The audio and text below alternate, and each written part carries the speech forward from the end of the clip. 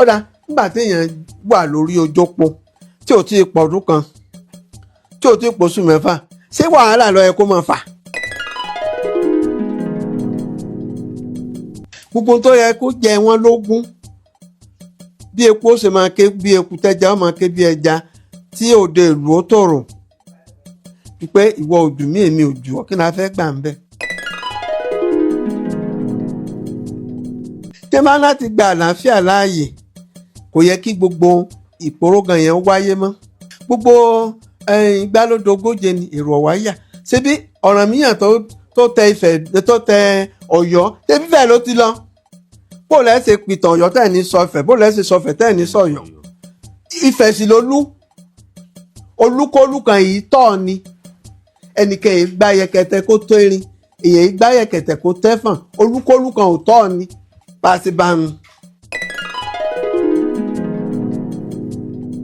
ó ní òun ó ní tóun bá kú báyìí ó ní newspaper ó gbé ó ní wọn ó kọ Gàdàgbà Dúró Ládìpọ̀ dead ó ní bí wọn ti kọ nù ó ní news ó ní capital ni wọn ó ní wọn kọ ó sì rí bẹ́ẹ̀ bó ṣe wí ó ní gbogbo àwa táwa súnmọ́ àwọn tí ó wà ń ta ni wọn àwa mọ̀ pé àbàmì torí àbíkú tó jẹ́ yẹn kò fi àbíkú rẹ̀ yẹn ṣeré ó sì àbíkú tó jẹ́ pé ó rína àbíkú tó mọ nǹkan tí ó ṣẹlẹ̀. ṣe rí èdè abọ̀rìṣà àwọn èèyàn ṣe bí èébú ni kì í ṣe èébú. àwọn mission àwọn Islam náà ní ẹ dá àwọn abọ̀rìṣà àwọn olórìṣà tí wọ́n bá pèèyàn lábọ̀rìṣà kì í ṣe èébú. gbogbo wa lábọ̀rìṣà. gbogbo wa. ẹ ti ń tẹ̀lé Jésù ẹ ti ń tẹ̀lé Muhammadu ẹ ti ń tẹ̀lé Ọ̀rúnmìlà torí pé tó bá jẹ́ pé ibi ìnú bí Jésù sí òòṣà la máa pè iṣẹ́ ìyanu. Jésù ó lajú afọ́jú ó jí òkú dìde ó ṣomidọ̀tí wáìnì. àìmọye òkú tí Ọ̀rúnmìlà náà jí. àwọn tí tún jẹ́ ọmọlẹ́yìn Ọ̀rúnmìlà àwọn tí èso Ọ̀rúnmìlà gan àìmọye òkú tí wọ́n ti jí. àwọn bàbá mi gbàtẹ́ni tá a wà ń kékeré wọn ò níṣẹ́ méjì tán máa ń ṣe kéèyàn òkú kan jí lọ torí kò sí ọsibítù ńgbà náà kò sí kílíníìkì téèyàn bá dákú àwọn ni ó ń pè wọ́n sì jí.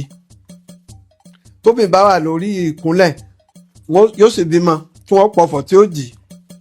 àwọn tí tún ṣe tí wọn ò sí ní lẹ́fù Jésù Muhammadu àtọ̀rúnmìlà nù ó tẹ́jọ́ ọmọ lẹ́yìn.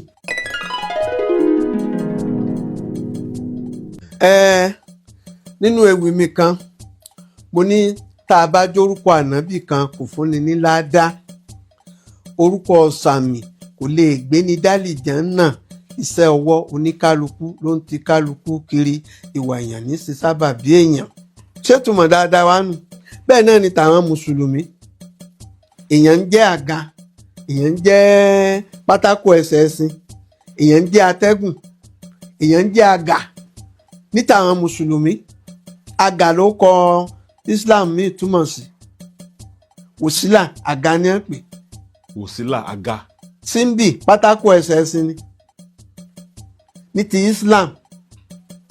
àwa Yorùbá náà ní orúkọ tó nítumọ̀ adókọ̀fádé ọlá yàtọ̀ sí òòṣà tá a tún ní nídìí ìbíran wa ọlásùnmíbọ̀ ọládélé ṣùnbọ̀mí ó kọ tiwa ló rọrùn tó nítumọ̀ jù.